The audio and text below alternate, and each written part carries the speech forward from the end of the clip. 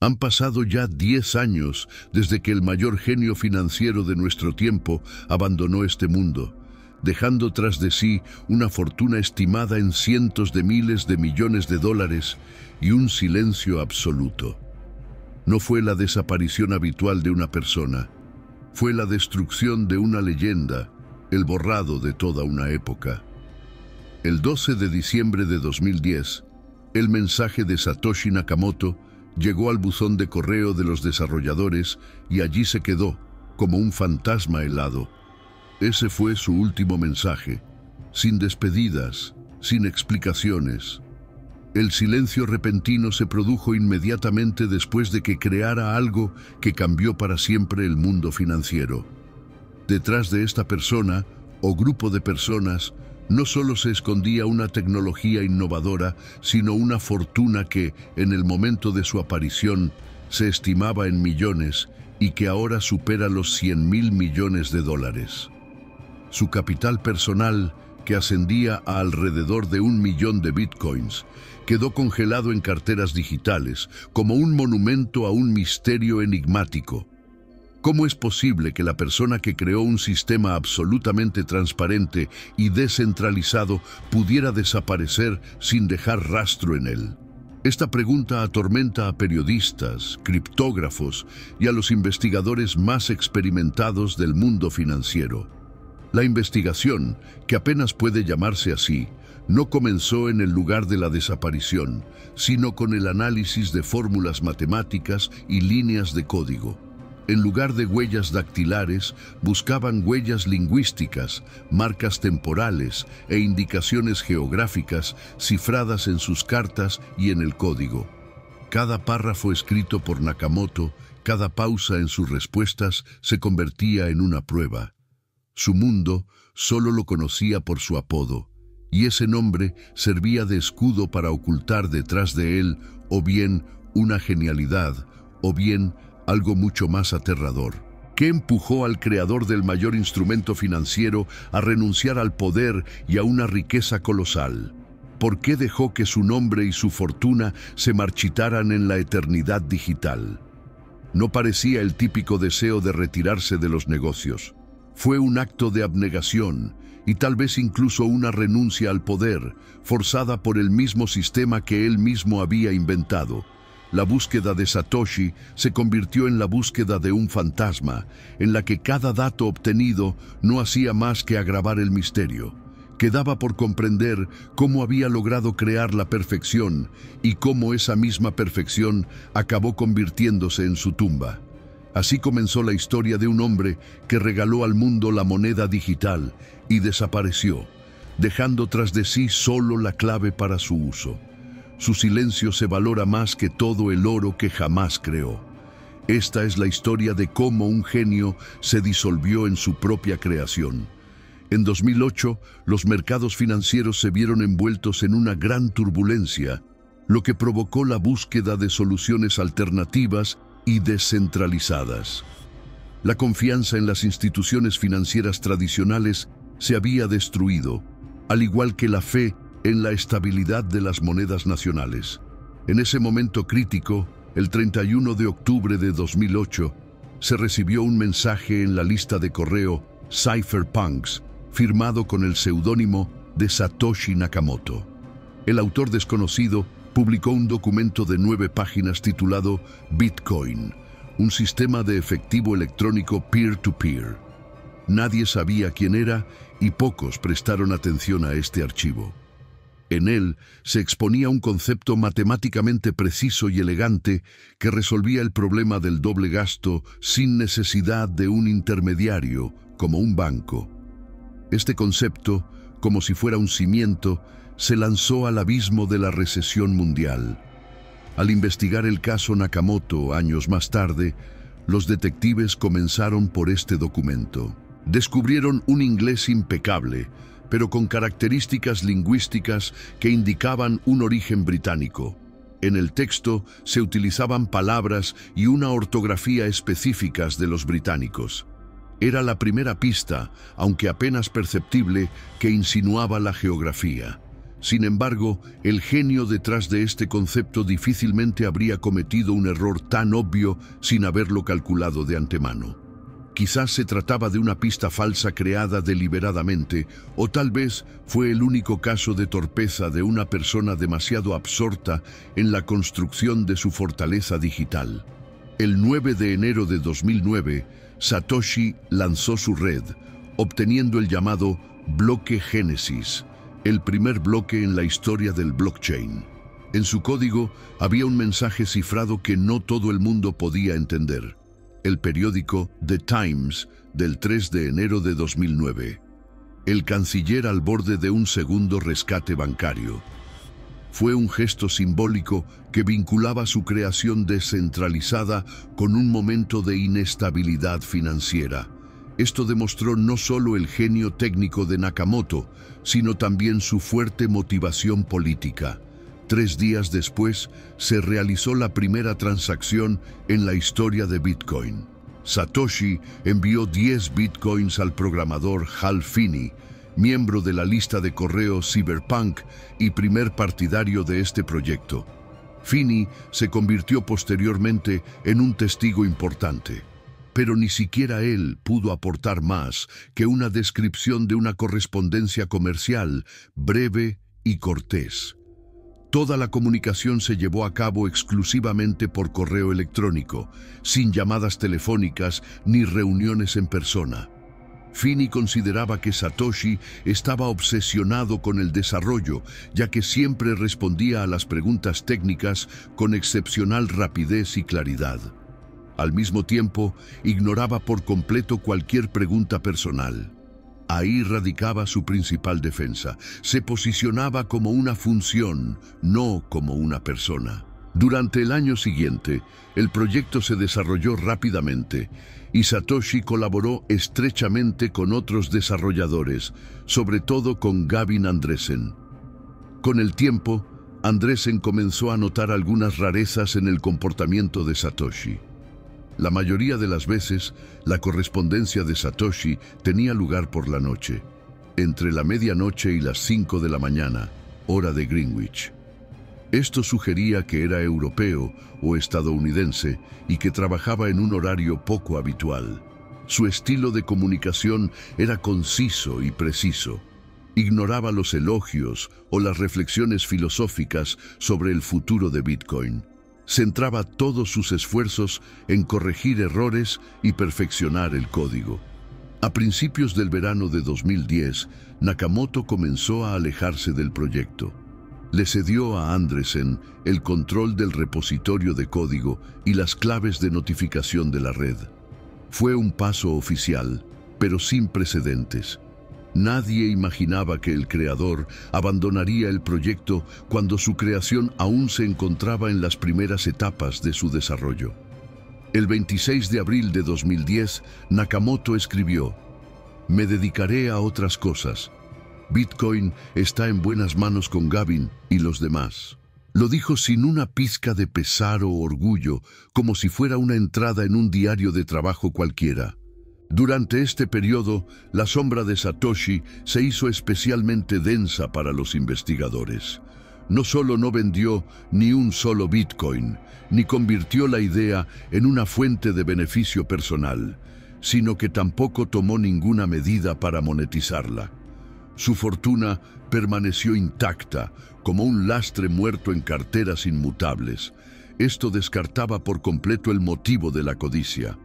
Solo le quedaban 2 caminos: vivir con el miedo a ser descubierto y perseguido por las autoridades, o darse cuenta de que, tan pronto como su identidad se revelara, su creación, basada en el anonimato y la descentralización, perdería su esencia.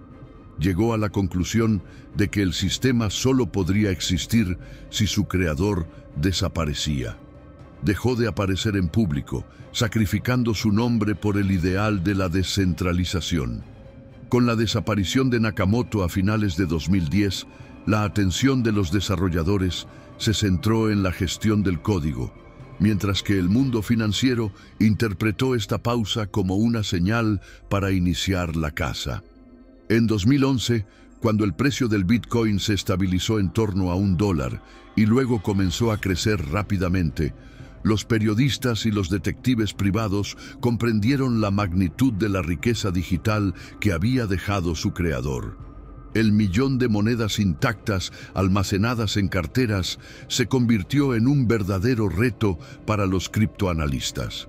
Los investigadores no solo buscaban el nombre del propietario, sino que también intentaban comprender cómo era posible dejar una fortuna tan enorme sin vigilancia.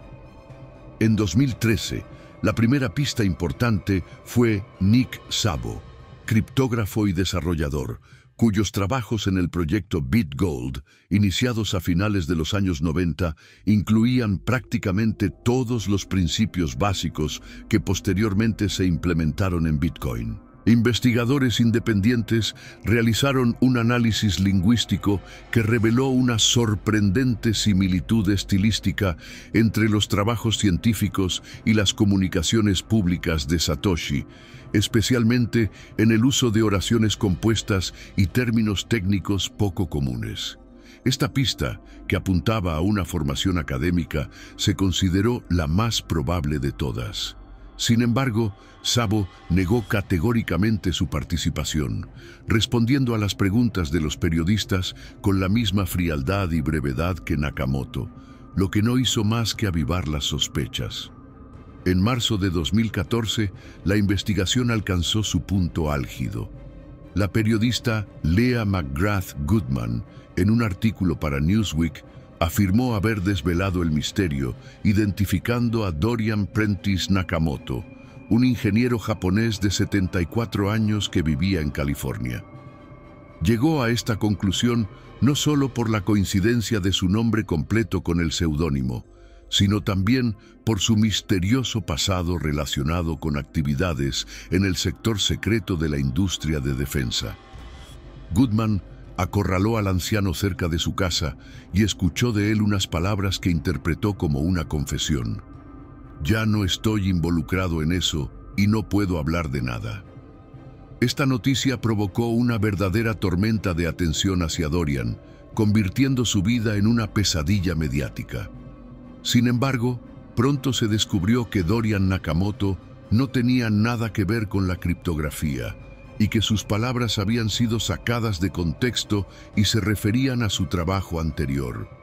Fue un doloroso fracaso de la investigación que puso de manifiesto el peligro de la sed de sensacionalismo público, capaz de causar un grave perjuicio a una persona inocente, mientras que el verdadero culpable seguía sin ser identificado.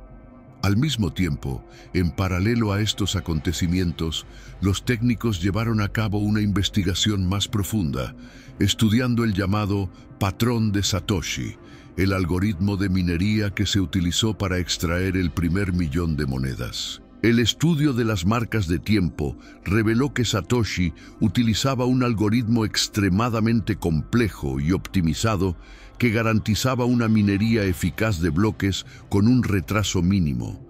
Este hecho demostraba que Satoshi no era solo un teórico, sino un destacado criptógrafo práctico, capaz de desarrollar un software extremadamente complejo.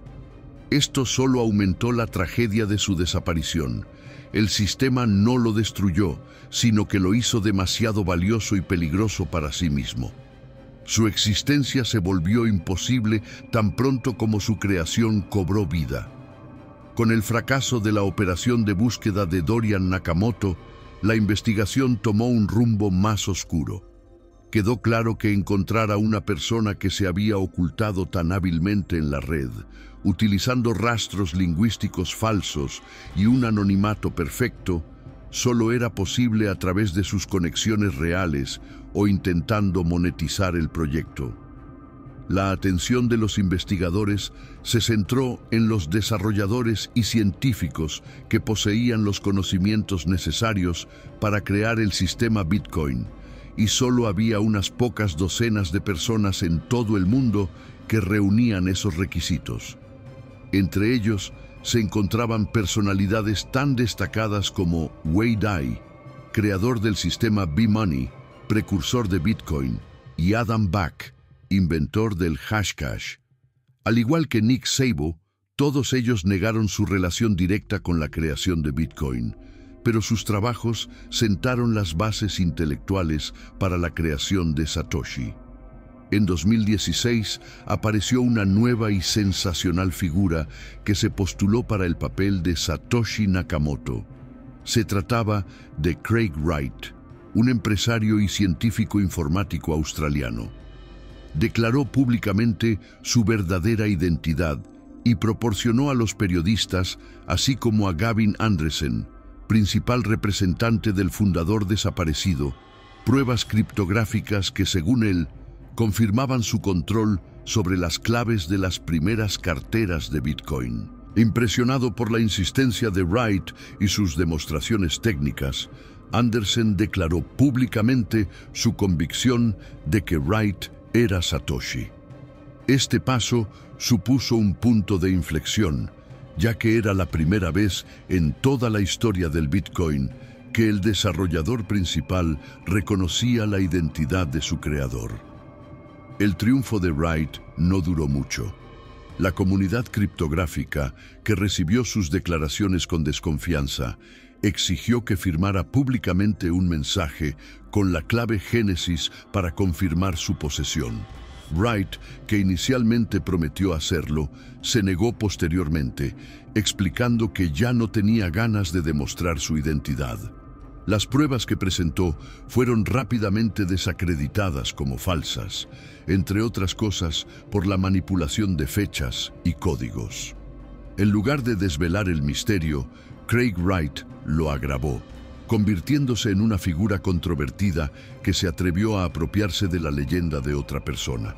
A partir de entonces, la investigación tomó un nuevo rumbo. En lugar de investigaciones periodísticas, entraron en escena los procesos judiciales iniciados por los socios de Wright. Uno de esos procesos fue iniciado por el hermano de su difunto socio comercial, Dave Kleiman, quien reclamaba la mitad de la fortuna de Satoshi, alegando que Bitcoin era fruto de su trabajo conjunto. Este fue el primer reconocimiento legal de la existencia y el valor del millón de monedas de Nakamoto. El largo proceso judicial se convirtió en una investigación criptográfica sin precedentes. Los jueces tenían que determinar si Wright realmente poseía las claves que afirmaba haber perdido o destruido. La investigación reveló que Satoshi, independientemente de su identidad, era extremadamente cuidadoso a la hora de borrar sus huellas digitales. Los expertos contratados por el tribunal descubrieron que las primeras carteras de Satoshi nunca funcionaron con sistemas operativos estándar ni utilizaron clientes de correo electrónico convencionales. La comunicación se realizaba mediante protocolos cifrados y proxies anónimos. Todos los intentos de vincular su código a archivos o marcas de tiempo específicos resultaron infructuosos. Esto demostraba que su anonimato no era casual, sino una protección sofisticada y multinivel. El misterio que los detectives intentaban desentrañar tomó forma concreta. Satoshi Nakamoto no desapareció simplemente por miedo. Su desaparición fue el resultado de la finalización de una misión, y mantener el anonimato se convirtió en la única forma de garantizar la descentralización y la independencia de Bitcoin del control externo. Si hubiera aparecido en público, los gobiernos, los bancos y los reguladores lo habrían atacado, intentando comprar su silencio o eliminarlo. Eligió el camino del sacrificio. Su fortuna, 1 millón de bitcoins, se convirtió en un monumento eterno a su anonimato en el mundo digital, un recordatorio de que la búsqueda del ideal es más importante que los bienes materiales. Desde 2018, cuando el precio del Bitcoin superó por primera vez su máximo histórico, la búsqueda de Satoshi pasó de ser una sensación periodística a convertirse en el ámbito de actividad de grandes empresas dedicadas al análisis de cadenas, como Chainalysis. Estas empresas, que actúan en interés de los organismos gubernamentales y las instituciones financieras, han centrado sus esfuerzos en la única fuente de información irrefutable: la propia cadena de bloques. No necesitaban un nombre, sino la confirmación de que el millón de monedas de Nakamoto constituían un activo único y que estaba bajo control o listo para una operación que podría provocar el colapso del mercado. Gracias al uso de complejos algoritmos heurísticos, los expertos llevaron a cabo un análisis minucioso del patrón Patochi. Descubrieron que los primeros bloques se minaban con una regularidad sorprendente, con intervalos cortos entre sesiones. Esta regularidad permitió formar la llamada zona de exclusión alrededor de estas carteras. Resultó evidente que las monedas que se encontraban en estas carteras nunca se utilizarían, a menos que el propietario decidiera provocar un colapso financiero global. El descubrimiento clave fue que ninguna de las transacciones de esta zona estaba relacionada con otras actividades conocidas o sospechosas en la red. Esto descartó la versión de la venta o el intento de transferencia anónima de criptomonedas. Satoshi no solo desapareció, sino que construyó un oasis digital para su riqueza digital. En 2020, el juicio Clayman contra Wright alcanzó su punto álgido, convirtiéndose en el principal escenario de la batalla por el legado digital de Nakamoto. A lo largo de las audiencias, Craig Wright insistió en que él, y solo él, tenía acceso a los archivos cifrados que contenían las claves del fondo de Nakamoto. El tribunal se enfrentó a un caso inusual. Los jueces y el jurado tuvieron que decidir sobre la propiedad basándose en el testimonio de una persona que no tenía una firma criptográfica como prueba de propiedad. Como resultado, el tribunal desestimó la mayor parte de las reclamaciones de Wright al considerar que no había presentado pruebas convincentes de propiedad. Sin embargo, el tribunal obligó a Wright a transferir a Clayman aproximadamente la mitad de su controvertida fortuna. Aunque el sistema legal no pudo localizar a Satoshi ni verificar su identidad, reconoció por primera vez sus activos digitales como objeto de disputas y demandas judiciales. Este acontecimiento consolidó definitivamente el valor real de su fortuna desaparecida. Este fracaso legal no hizo más que reforzar el mito existente. Si Satoshi estuviera vivo y pudiera utilizar sus claves, podría resolver todas las disputas con un simple gesto. Su silencio en este momento clave, cuando su nombre aparecía en litigios multimillonarios, se convirtió en la confirmación más elocuente de su sacrificio. Se mantuvo fiel al principio establecido desde el principio del Bitcoin. Su creación debía existir por sí misma, sin necesidad de un líder centralizado. Desde 2012, la tragedia de la desaparición de Nakamoto adquirió las características de un problema criminal y estatal. Como instrumento absolutamente nuevo, el Bitcoin se enfrentó a dificultades de regulación y lamentablemente fue rápidamente utilizado por delincuentes y organizaciones con fines ajenos a los previstos por su creador. Este acontecimiento supuso la primera prueba seria para la idealista concepción de Satoshi. Se necesitaba inmediatamente una forma de control, pero el anonimato ideal del creador representaba una amenaza directa para las autoridades.